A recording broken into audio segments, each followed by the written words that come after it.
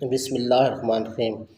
زمین اپنی پیداوار 1/3 کم کر دے گی، آسمان سے بارشوں کا نزول کم ہو جائے گا، چنانچہ زمین کی گلا اگلنے کی صلاحیت کم ہو جائے گی۔ ایک سال گزرے گا اور زمین اپنی پیداوار مزید 1/3 کم کر دے گی، آسمان سے بارشیں مزید کم برسیں گی۔ تیسرے سال اس وجہ سے دنیا میں شدید قحط آ جائے گا اور ہر طرف پانی اور اجلاس کی طلب بڑھ جائے گی۔ یہ دجال کی آمد کا اعلان ہوگا۔ ایسے حالات میں دجال دنیا میں نمودار ہوگا۔ دجال ایک شخص کا نام نہیں، دنیا کے نظام پر ایک سوچ، ایک عذاب اور ایک بہت بڑی آزمائش کا نام ہے۔ اللہ تعالیٰ نے دنیا کی تکمیل کے بعد بنی نوع انسان کو شتر بے مہر نہیں چھوڑا، بلکہ اپنی خاص رحمت ہم انسانوں پہ کی اور اپنے چنیدہ نیک بندوں یعنی رسولوں کے ذریعے سے مسلسل ہدایت کا سلسلہ جاری رکھا۔ جس قوم نے اطاعت کی وہ کامیاب ہوا اور جنہوں نے خواہش نفس کی پیروی کی عذاب کا شکار ہوا۔ دجال کے خروج سے قبل اس لیے راہ ہموار کرنے کا سلسلہ یہود و نصارے کی کوششوں سے جاری ہے۔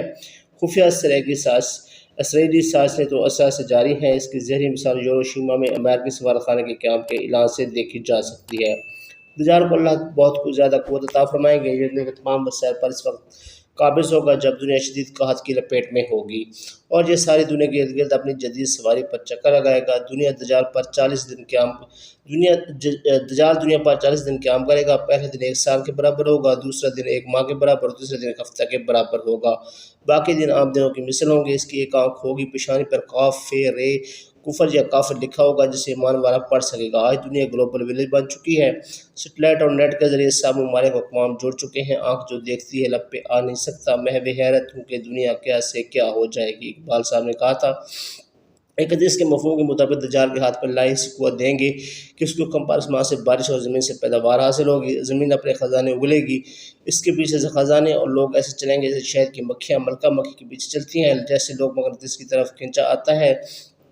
اس کے حکم پر جانور صحت مند ہو جائیں گے، بیمار تندرست۔ یہ کہے گا اگر آپ مجھے مانو، پھر اپنے دو گندے شیطانوں کو حکم دے گا شخص میں جس سے یہ اس وقت ہم کلام ہوگا، والدین کی شکل اختیار کرو۔ اب اس آدمی سے کہے گا کہ مجھے رب مانو، میں تمہارے مردہ والدین کو زندہ کر سکتا ہوں۔ اپنی تازی شبیدے کے ذریعے نقلی والدین پیش کر دے گا۔ کمزور ایمان والے اس کی باتوں میں آ جائیں گے، جبکہ پختہ ایمان والا کہے گا تو کانا دجال ہے، جس پر اس کو آرے سے چیر دے گا۔ یہ آدمی کو قتل کے بعد دوبارہ زندہ کرے گا اور کہے گا کہ میں تیرا رب ہوں۔ یہ سب دجال کے ذاتی کمال نہیں ہوں گے، بلکہ اللہ کی اس کی رسی دراز کریں گے اور انسانوں کو آزمائش کے لیے اس کو قوت دی جائے گی کہ دیکھا جائے کہ کون حق کی پیروی کرتا ہے اور کون باطل کی۔ اس کے پاس بہت سے حربے ہوں گے، بہت سے شبیدے ہوں گے اور وسائل پر اس کا قبضہ ہوگا۔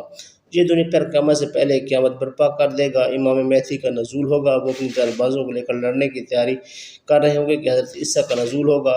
حضرت عیسیٰ دجال کو بالغ قد کے مقام پر قتل کر دیں گے۔ اس وقت دجال کے ساتھ 70,000 یہودیوں کی جماعت ہوگی۔ یہ یہودی لڑائی کے دوران غرقد نامی درخت پہ پناہ لیں گے اور یہ درخت یہودیوں کو اپنے اندر چھپا لے گا۔ اللہ کی مدد سے فتح ہوگی۔ فتنہ دجال بست آدم سے قیامت تک سب سے بڑی اور ہولناک آزمائش ہے۔ اس سے حضرت محمد مصطفیٰ صلی اللہ علیہ وسلم نے پناہ مانگی اور امت کو محفوظ رہنے کے لیے سورۃ کہف کی پہلی 10 آیات حفظ کرنے کی تلقین فرمائی۔ اللہ مجھے اور آپ سب کو اور ہمارے آنے والے نسلوں کو سے محفوظ رکھے، آمین۔ تو یہ تھی ہماری آج کی ویڈیو، امید ہے آپ کو پسند آئی ہوگی۔ اگر آپ بھی مزید اسی طرح کی اچھی ویڈیوز دیکھنا چاہتے ہیں تو ہمارے چینل کو سبسکرائب کرنا مت بھولیے اور گھنٹی کے بٹن کو دبا دیجیے تاکہ ہماری ہر آنے والی ویڈیو آپ کو پر وقت ملتی رہے۔ اس کے ساتھ ہی ہمیں دیجیے اجازت، بہت جلد ایک نئی ویڈیو کے ساتھ دوبارہ حاضر ہوں گے۔ تب تک اپنا اور اپنے پیروکار کا ڈھیر سارا خیال۔ اللہ حافظ۔ یاد رہے کہ ہمارے چینل پر روز اسلامی واقعات، پرسرار کہانیاں، جنایت کی کہانیاں اور سبق آموز کہانیوں کی ویڈیوز اپلوڈ ہوتی رہتی ہیں۔ اگر آپ دیکھنا چاہتے ہیں تو چینل کو سبسکرائب ضرور کیجیے۔ اللہ حافظ۔